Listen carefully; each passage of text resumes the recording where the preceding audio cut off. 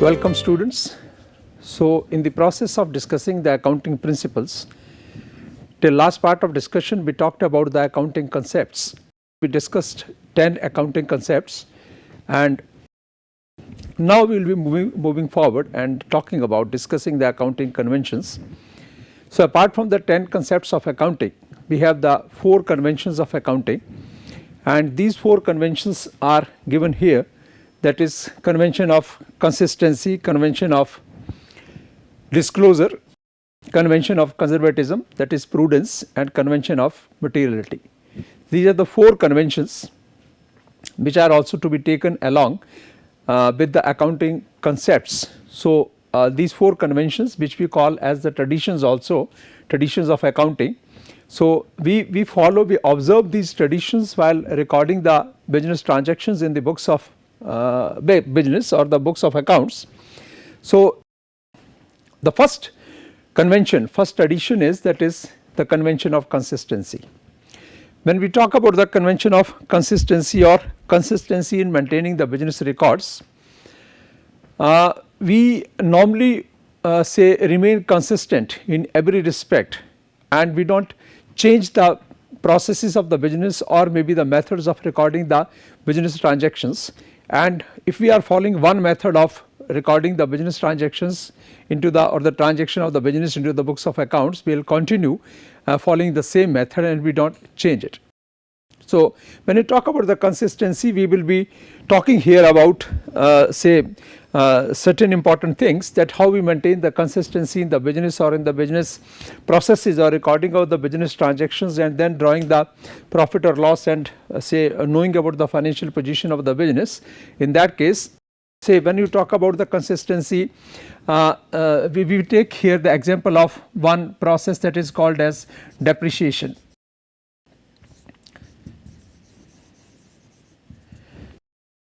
Depreciation is, as I think you must be knowing about, that it is basically the reduction in the value of any asset because of the wear and tear or maybe because of the use of that asset. So when you use any asset and we have to record the depreciation in the books of accounts of the business, we have a number of methods for that, and normally there are 10 methods of recording or calculating the depreciation and then recording that depreciation in the books of accounts and charging against a particular asset.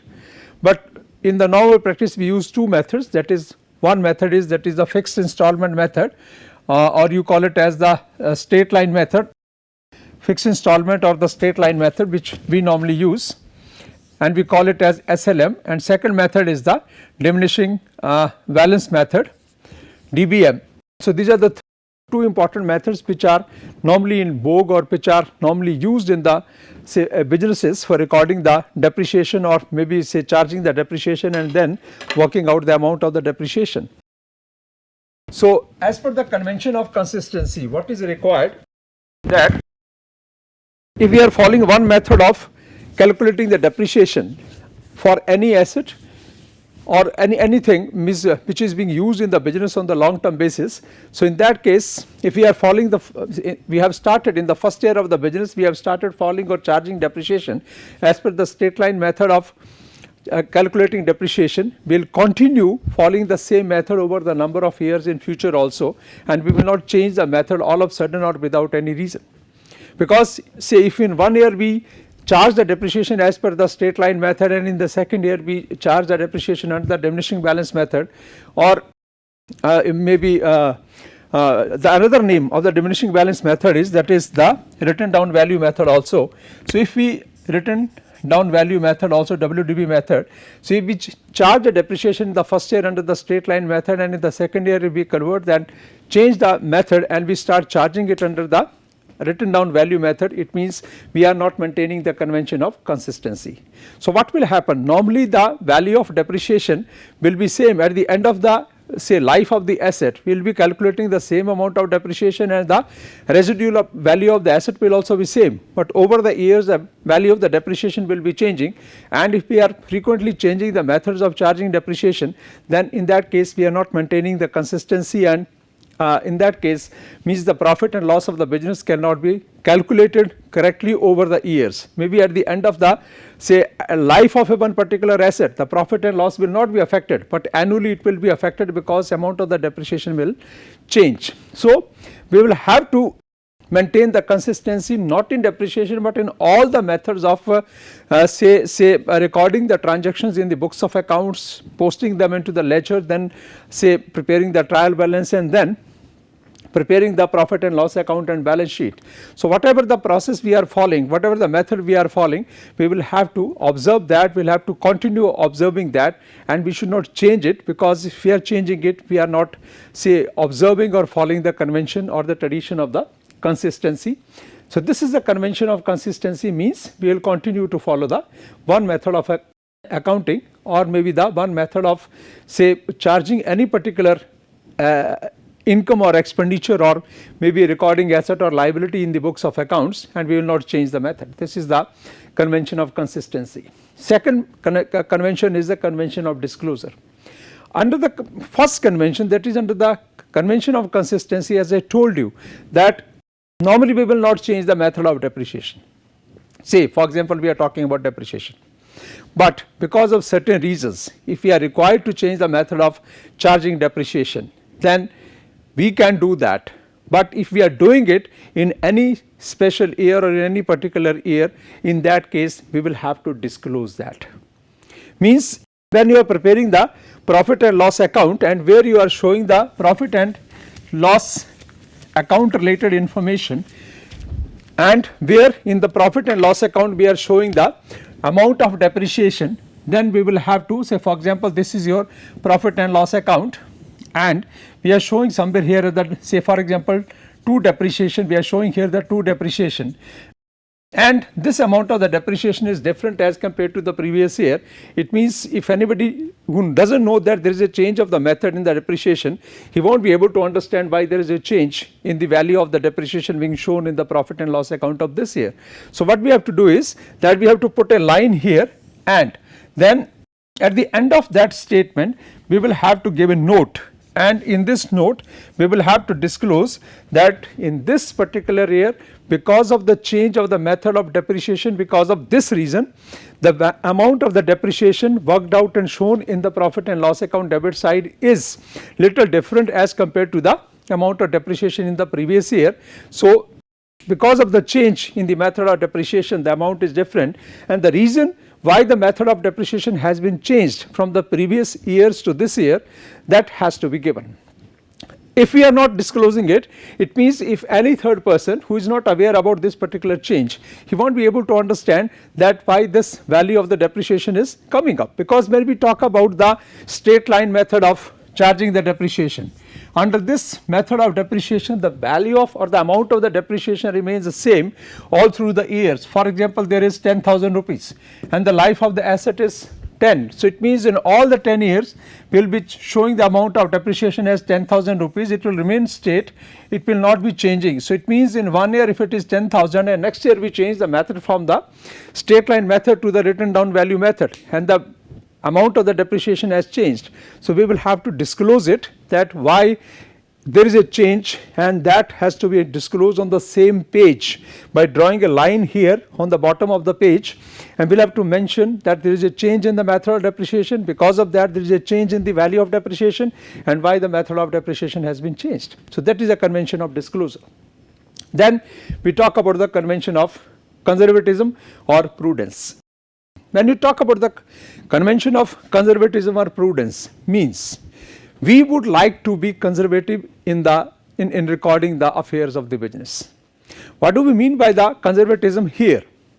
That conservatism may be defined in terms of the profit or loss to the business.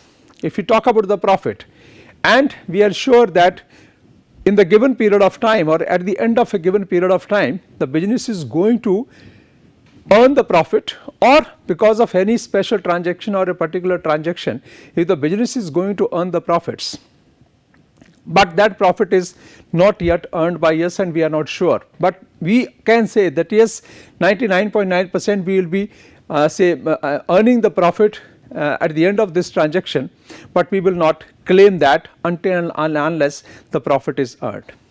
But if the reverse is going to happen, that we are going to incur a loss. So maybe loss has also not happened now and it is expected to happen in future, but about that loss we will be more sure about. We will say that this loss is going to happen to the business, and if this loss happens to the business, what would be the end result and how this loss will be affecting the business. So it means ignoring the potential profits but seriously taking into account the potential losses. That is called as a convention of conservatism or the prudence. We would like to remain prudent, we would like to remain conservative about the affairs of the business, that any potential profit we will not recognize until and unless that profit has really been earned. But if any expected loss, if it is going to happen or expected to happen in future, we would expect that this loss will happen to the business, and if this loss happens, what would be the effect of this particular loss to the business. So that is called as the convention of the conservatism, that not recognizing any potential profits but recognizing the potential losses, and we would remain conservative, we would remain all through the business transactions, recording and preparing the financial statements prudent, so that if that profit happens, then business is going to gain out of it. But if that but we have not recognized that the profit will happen, and we have not taken a note of that profit anywhere in any part or any books of accounts. But if the loss is not recognized and if the loss happens in future, then it is very difficult for the business to manage that loss. So what we have to do is always expect and recognize that if any potential loss is there, recognize it, but any potential profit is expected, do not recognize it. And then the last convention, fourth convention, is the convention of materiality. Convention of materiality says, or the tradition of materiality says, that we will not record any transaction, maybe it has the monetary value, but the monetary value should be a value of a size, a value of a material. Means, for example, now we talk about one thing, we talk about stationery, and when you buy stationery, we have number of things to be categorized under stationery. So one fine morning we can buy some pens for the business, then we can buy some pencils, then we can buy paper, or we can buy some other stationery items. So in this case, when we are incurring the expenditure on account of the pen, pencil, paper or paper weight or anything, any kind of things, we will not be recording them, means as the individual transaction that we bought the pens for say 100 rupees and we are recording that transaction in the business. That is not normally advised. Similarly, pencils, papers. So what we do is to convert these small expenses, petty expenses, into the material expense. We will call this expense, and they will count all these expenses under one single head, and that head will be called as stationery. So stationery will be the item which is of the material use to us and the material recognition to us, and not the individual items. So it means whatever is going to be recorded in the books of accounts, that must be of the material value, of a significant value. Material value means that should be of a significant value, and that is done with the objective of minimizing the transactions to be recorded in the books of accounts. If you record all the transactions pertaining to pens, pencil, paper, everything, it means that with the number of transactions will be so much that ultimately means it will be very difficult for the business to control these transactions, record, and then to work out the actual effect of that. Whereas if you convert them into the material transactions, in that case it will come down to some sizable number of transactions. They can be easily recorded in the books of accounts and can be taken to the respective places, and the effect on the profit or loss can be seen. So these are the four conventions, these are the four traditions of accounting which we normally follow. When we prepare the books of accounts and we record the transactions in the books of accounts, we follow 10 concepts of accounting and 4 conventions or traditions of accounting, and by following these concepts and conventions, we are in the process of following GAP, generally accepted accounting principles. These concepts and conventions are called as accounting principles, and by following these concepts and conventions, we make these accounts or the books of accounts or financial statements easily understandable, commonly readable by all, maybe the internal stakeholders or external stakeholders.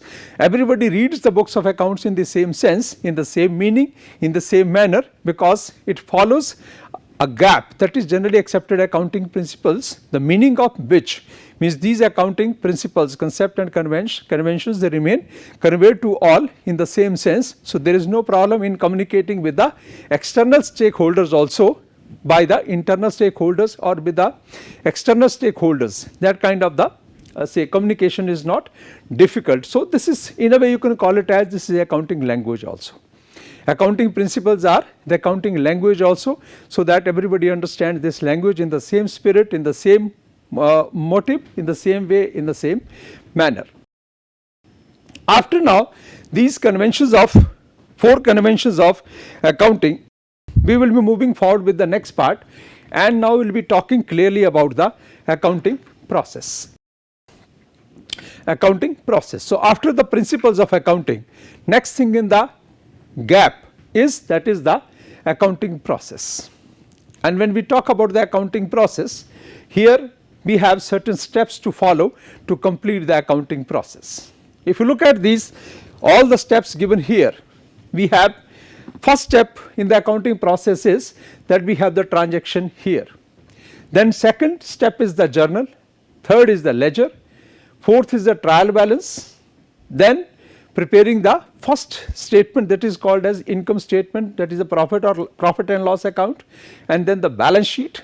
So, this means the accounting process starts with transaction and ends up with the balance sheet.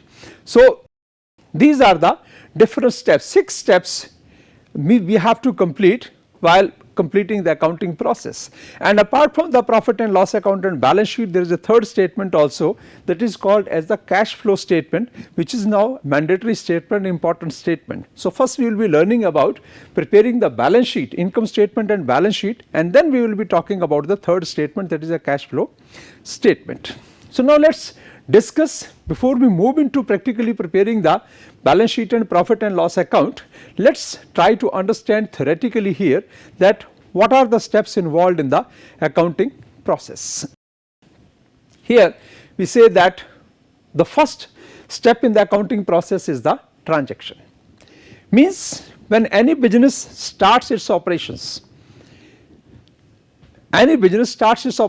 what happens? Transactions start taking place, and those transactions because of which funds are moving in or going out, means which have the monetary value, those transactions are of use to us as far as the accounting process is concerned. So, any transaction business is making, for example, business purchased raw material, and because of raw material for 1000 rupees. So, it means in that case 1000 rupees is spent and the raw material is purchased. Now, that raw material is an expense, will have a far reaching effect upon the profitability of the business, because it is an expense will be taken to the profit and loss account. So, that is a transaction. After that, we paid wages to the workers working on the plant, maybe in the evening, same day we are paying the wages.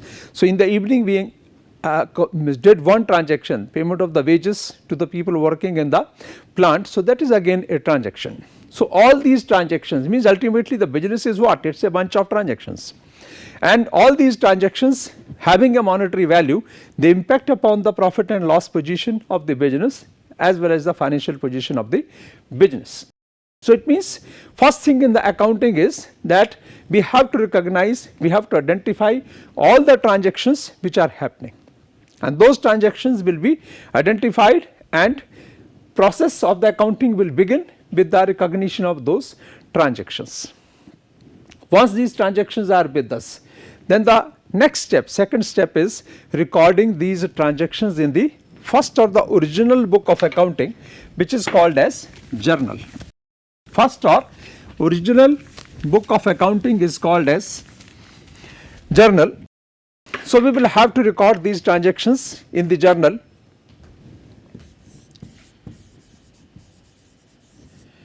This is called as the first book of accounting or the original book of accounting. So, these transactions are first recorded, and then from the journal these transactions move to the next book of accounting, which is called as ledger. Now, what is the difference between the journal and ledger?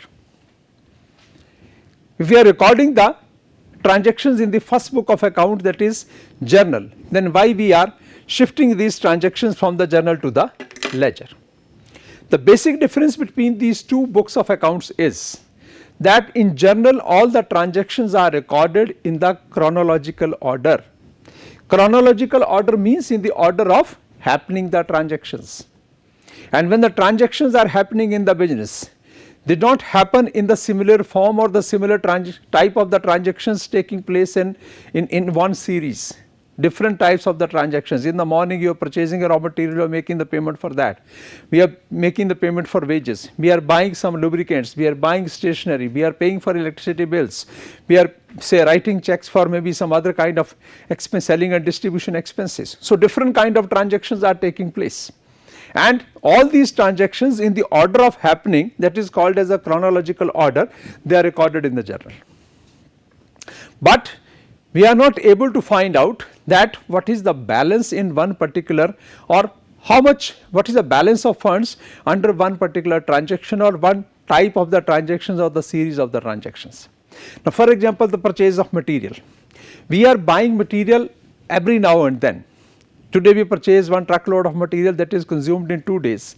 After 2 days we again purchased another truckload of material, and in between that lot of other transactions have happened.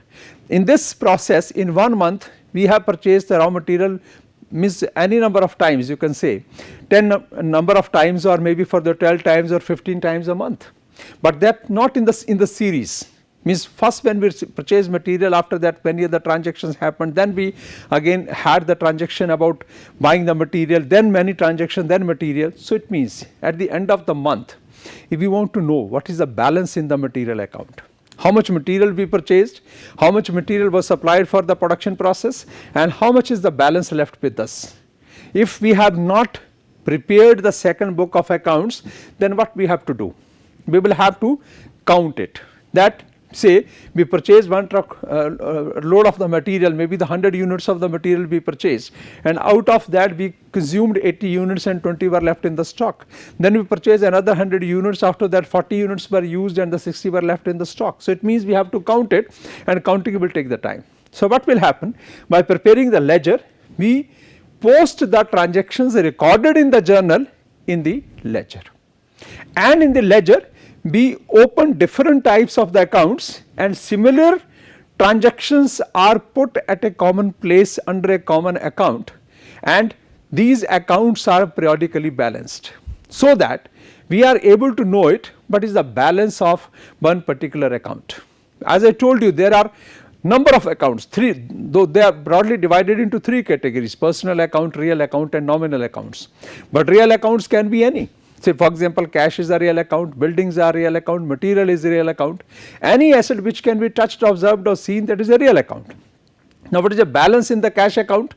To find out that balance, we will have to prepare a cash account in the ledger and then to balance that account. So, that if we have properly prepared the cash account in the ledger and balanced it properly regularly, it means we can at any point of time we want to know about the cash balance, we can open the ledger account and we can know about it. So, it means we have a T form of account. When you talk about the journal, the format I will be preparing it later on also, but here I will be talking about the format of the journal is something like this.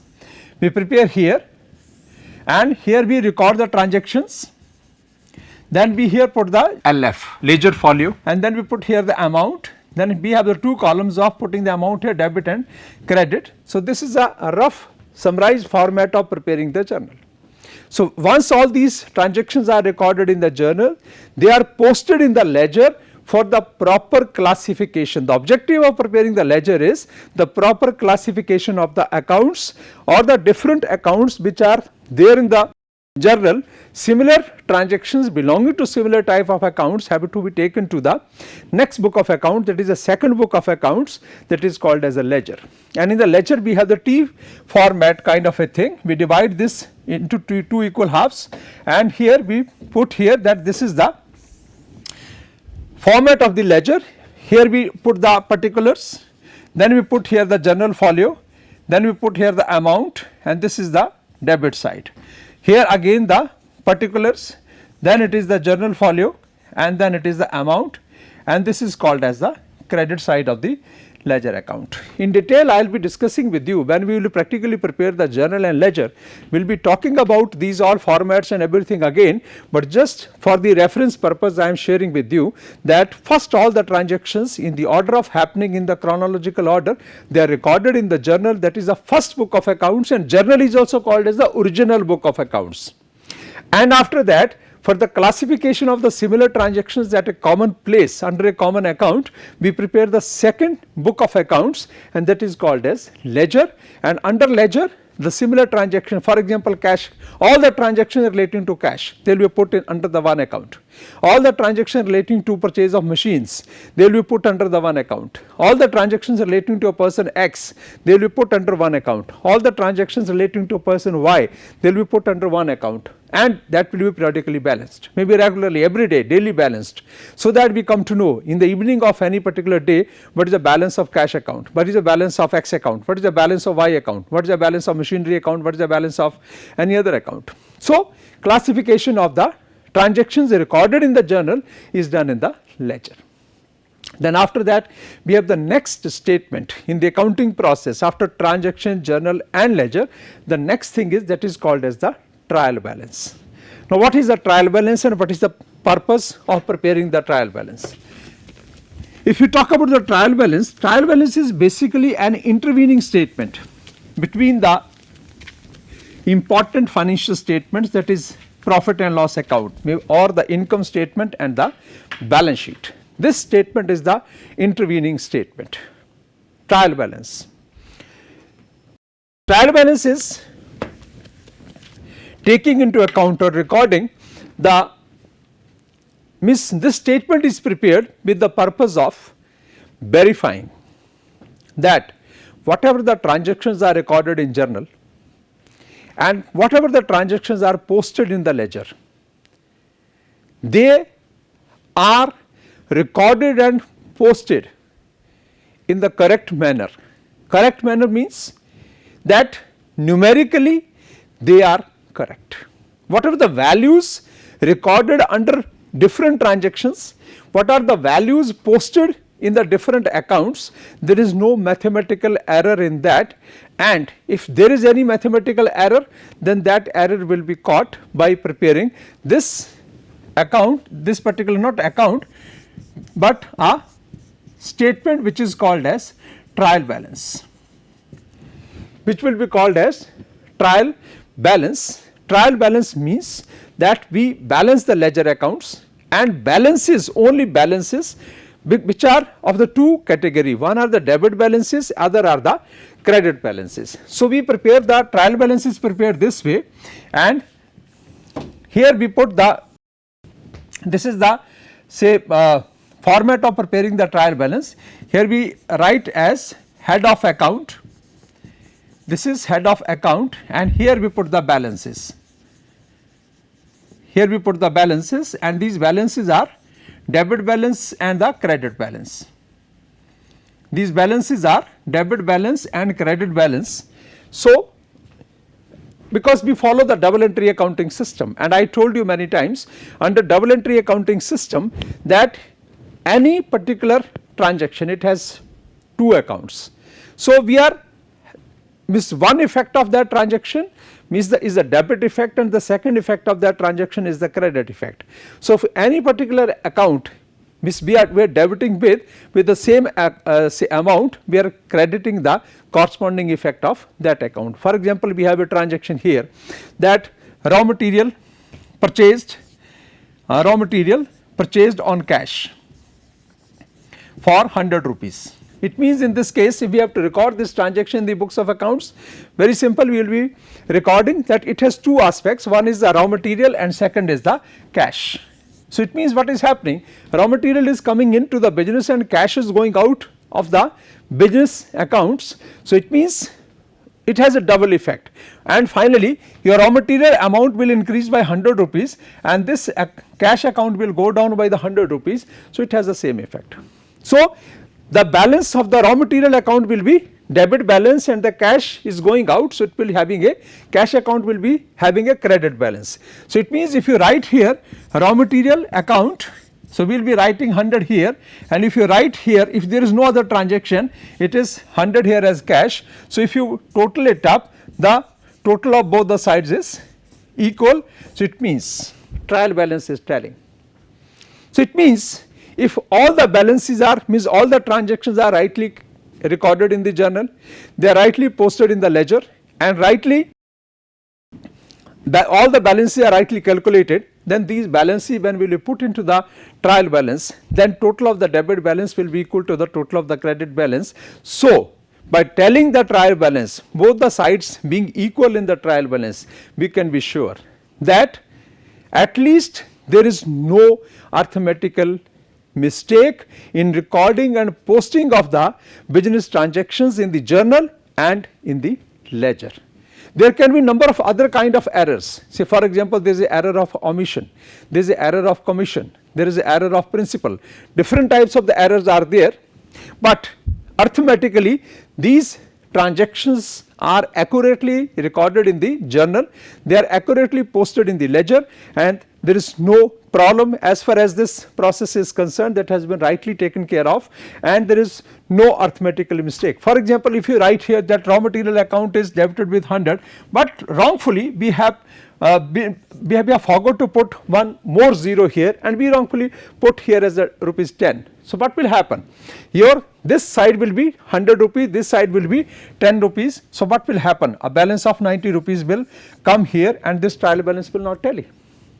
So by preparing this trial balance, we means from the ledger we can directly prepare the profit and loss account and a balance sheet, but we prepare this statement that if we prepare the trial balance, we can be sure that at least there is no arithmetical mistake in recording the transactions of the business and posting them into ledger, and from this trial balance whatever the profit and loss account you prepare or the balance sheet you prepare, that will be, these two statements will be depicting the right and the clear view of the business, and financially or if we talk about the arithmetical values or maybe numerically, whatever the figures are taken to profit and loss account and balance sheet, they will be correct. So this is the intervening statement, and statutorily this is a very very important statement. Without preparing the trial balance, we cannot move forward to prepare the income statement and the balance sheet. Right from the ledger you cannot prepare the profit and loss account and balance sheet. We will have to prepare the trial balance, and we have to make sure that yes, all the transactions are arithmetically correct and all the values have been rightly been debited and credited, so that debit and credit balances are equal, and on the basis of that whatever the profit or loss we work out, that is going to depict the true and fair view of the business and the right and the proper financial position of the business. So this is something we talk about the accounting process, the first 4 steps of that: transaction, journal, ledger and trial balance, and after this we will be talking about the profit and loss account and the balance sheet and some other statements, and that we will be talking in the next part of discussion. Thank you very much.